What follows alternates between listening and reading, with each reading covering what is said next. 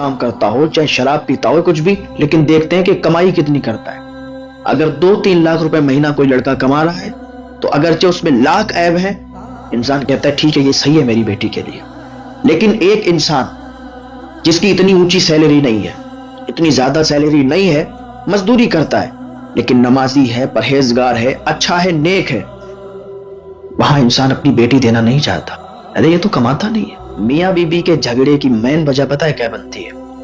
सबसे ज्यादा जिस पर झगड़े होते हैं किसी एक को भी बर्दाश्त नहीं होती है। बीवी ने अगर कुछ कहा तो शौहर ने उस पर ज्यादा अकड़ कर बात कही, उसने बर्दाश्त नहीं किया।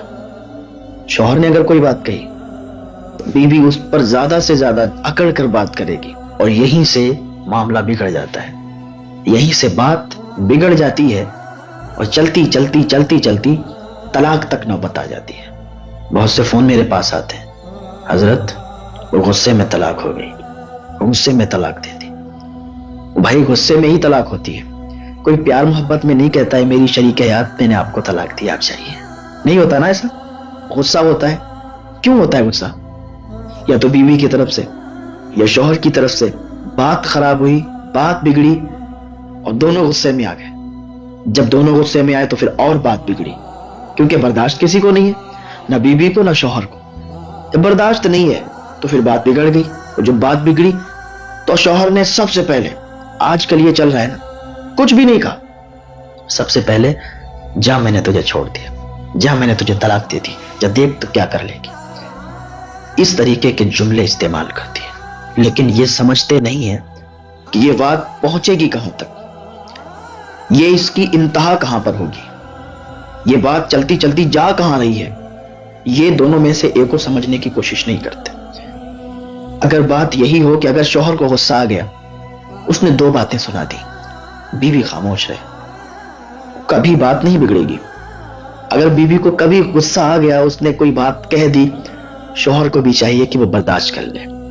अगर शौहर ने बर्दाश्त नहीं किया, उस पर 2 बातें और कह दी तो बात बिगड़नी ही है, बात फिर बन नहीं पाएगी, शौहर बर्दाश्त करे। दूसरी चीज ये है कि जो शौहर बीवियों को मारते हैं, बीवियों को तकलीफ पहुंचाते हैं, तो वो घर भी बहुत जल्द टूट जाते हैं, क्योंकि औरत ये मारने की चीज नहीं है। औरत उसको, अगर आप चाहते हो कि आप उसको मार के समझा लोगे, जिंदगी में कभी आप ऐसा नहीं कर सकते। आप चाहते हो कि आपकी बीवी है, आपकी शरीक हयात है, आप उसको मार के और उसको समझा लो, ये कभी नहीं हो सकता। अगर आपकी बीवी, आपकी शरीक हयात अगर आपका कहा नहीं सुनती है, आपकी बात नहीं मानती है और आप चाहते हो वो माने, और आप सोचते हो कि मैं उसे मार के समझा लूं, मैं उसे डांट के समझा लूं, नहीं समझा सकते। कैसे समझाओगे?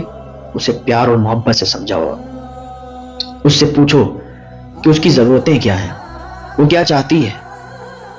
अगर आपको घर चलाना है इस तरीके से, तो जो सबसे ज्यादा आज मसले आते हैं मियाँ बीबी के झगड़े के, सबसे ज्यादा जो उसमें वजह अगर मालूम की जाए तो बस यही होती है कि शौहर ने गुस्से में आके बीवी को मारा, बीवी ने गुस्से में आके शौहर को उल्टा सीधा कहना शुरू किया।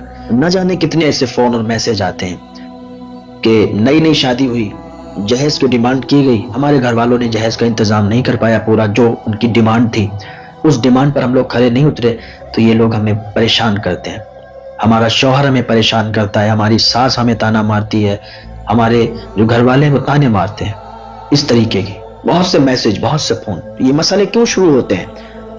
हमें चाहिए कि हम इन चीजों को देखें, जहेज जैसी बीमारी को खत्म करें। जहेज खत्म हो जाए तो फिर निकाह आसान हो जाएंगे, शादियां आसान हो जाएंगी। लड़ाइयां जो आजकल होती हैं सबसे ज्यादा जहेज को लेकर लड़ाइयां होती हैं, तलाकें होती हैं सबसे ज्यादा जहेज को लेकर तलाकें होती हैं कि हमने ये मांगा था आपने क्यों नहीं दिया, ये हमने तो आपसे गाड़ी मांगी थी आपने क्यों नहीं वो वाली गाड़ी दी, हमने तो आपसे पैसे मांगे थे कैश आपने क्यों नहीं दिया।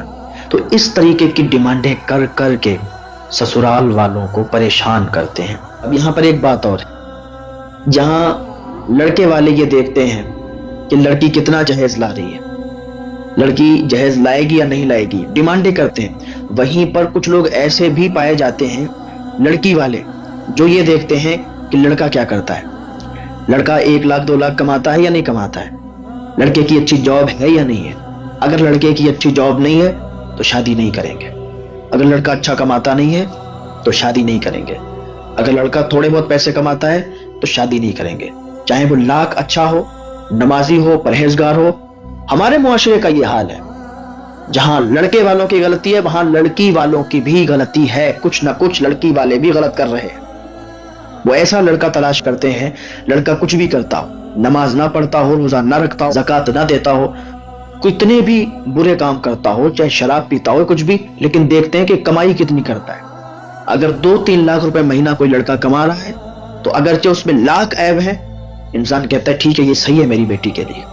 لیکن ایک انسان جس کی اتنی اونچی سیلری نہیں ہے، اتنی زیادہ سیلری نہیں ہے، مزدوری کرتا ہے لیکن نمازی ہے، پرہیزگار ہے، اچھا ہے، نیک ہے، وہاں انسان اپنی بیٹی دینا نہیں چاہتا، ارے یہ تو کماتا نہیں ہے۔ یہ ہمارے معاشرے کا حال ہے۔ تو پھر بتائیں نا، جب آپ سب کچھ آپ نے پیسوں کو سمجھ رکھا ہے، سب کچھ آپ پیسے کو دیکھتے ہیں کہ سب کچھ پیسہ ہے، تو پھر لڑائی جھگڑے کیوں نہیں ہوں گے؟ آپ مجھے بتائیے، یہ لڑائی جھگڑے کیوں ہوتے ہیں؟ آپ جو چنتے ہو نا اپنی بیٹی کے لیے، یا جو لڑکی چنتے ہو اپنے بیٹے کے لیے، آپ کیا دیکھتے ہو؟ لڑکی بہت خوبصورت دیکھتے ہو کہ لڑکی کے چہرے پر ایک داغ بھی نہ ہو، لڑکی بہت خوبصورت ہو۔ آپ نے کبھی اس کی سیرت دیکھی ہے کہ لڑکی 5 وقتہ نمازی ہے کہ نہیں، لڑکی نیک ہے کہ نہیں؟ آپ نے دیکھ لیا لڑکی والے امیر ہیں، لڑکی بھی خوبصورت ہے، بس ٹھیک ہے نکاح کر دو، شادی طے کر دو۔ لیکن کبھی آپ نے یہ کہا ہے کہ ٹھیک ہے مجھے لڑکی نیک سیرت پرہیزگار چاہیے، کنیز فاطمہ چاہیے، ہمیں جہیز نہیں چاہیے، ہمیں لڑکی کنیز فاطمہ چاہیے؟ کبھی یہ بھی کرو، تب نکاح آسان ہوں گے اور تب شادیاں آباد ہوں گی، گھر آباد ہوں گے، لڑائی جھگڑے سے بچے رہو گے۔ لڑکے والوں کو یہ چاہیے کہ لڑکی نیک سیرت دیکھیں، لڑکی نیک سیرت کنیز فاطمہ دیکھیں، نہ کہ یہ دیکھیں کہ لڑکی کتنا مال لے کے آئے گی، لڑکی کے گھر والے کتنے امیر ہیں، کیا کرتے ہیں، یہ مت دیکھیں۔ اور لڑکی والوں کو بھی یہ چاہیے کہ لڑکا نیک سیرت دیکھیں، غلام مصطفیٰ دیکھیں، غلام رسول دیکھیں، یہ نہ دیکھیں کہ لڑکا کماتا کیا ہے، پوسٹ کیا ہے۔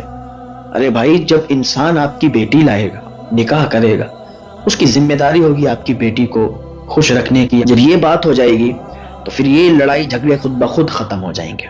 آج آپ دیکھ رہے ہو 80-85 بلکہ 90% میاں بیوی میں جھگڑا، میاں بیوی میں لڑائی، ساس بہو میں جھگڑا، یہی چیزیں چلتی ہیں۔ دنیا کہاں سے کہاں پہنچ گئی، ہم لوگ جھگڑوں میں پڑے ہوئے، ہم لوگ جھگڑے کر رہے ہیں۔ ارے اپنے آپ کو تھوڑا سا سہنا سیکھ لیں کہ سامنے والا اگر کوئی بات کہہ رہا ہے ٹھیک ہے جانے دو، کہہ دیا تو کہہ دیا، برداشت اپنے اندر تھوڑی پیدا کر لیں۔